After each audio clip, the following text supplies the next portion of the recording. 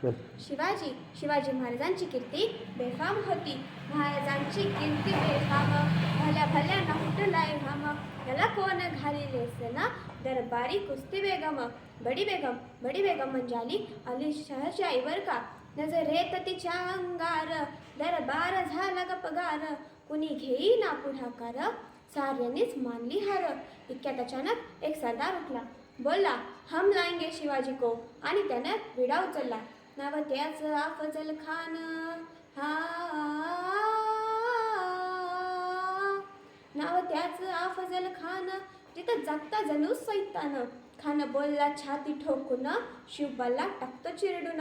अमर रब्बा सुभानल्ला, कौतिक झालं दरबारात. खान निघाला मोठ्या गरमीत, त्याचं घोड दळ पायदळ.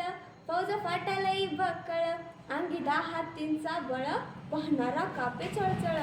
वाटेत भेटेल त्याला चिरडू, हिजीत खानाची सेना निघाली. गावं लुटली, देवळं उद्ध्वस्त केली, आया बहिणीची आबरू लुटली. कोण रोखणार हे वादळ. आता शिवबाचं काही खरं नाही. इकडे निजाम, इकडे मोगल, पलीकडे इंग्रज. तो हेच बोलू लागला, राजाची सेना मुठभर, खानाला कसा ठोकणार. काय लढवावा हुन्नर, चिंतेत पंत सरदार. पण आई जिजाऊ काय म्हणाल्या, शिवा केवळ आमचा पुत्र नव्हे, तर या अवघ्या मराठी जनाचा स्वाभिमान आहे. या मातेने आपला पुत्र गमावला तरी बेहत्तर, परंतु भ्याडपणे पळून जाणे मराठी मुलकाचा स्वाभिमान गमावता कामा नये. अशा वाघिणीचा तो छावा, अशा वाघिणीचा तो छावा. गनिमाला कसा ठेचावा, डोक्यात गणी मिकावा. भेटीचा धाडला सांगावा. प्रतापगडावर आमने सामने भेटीचा सांगावा. खानानं हसत कबूल केला. दिवस ठरला आणि ठरल्याप्रमाणे प्रतापगडच्या पायथ्याशी खान.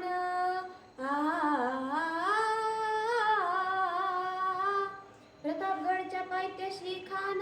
हे प्रतापगडच्या पायथ्याशी खान. प्रतापगडच्या पायथ्याशी खान. आला बेगुमान नाही त्याला जाण. शिवाजी राजांच्या करामतीची, शिवाजी राजांच्या करामतीची. आणि त्यास नाही जाणीव शक्तीची, त्यास नाही जाणीव शक्तीची. करेल काही कल्पना युक्तीची, हजी जी जी. करेल काही कल्पना युक्तीची, हजी जी जी जी जी जी.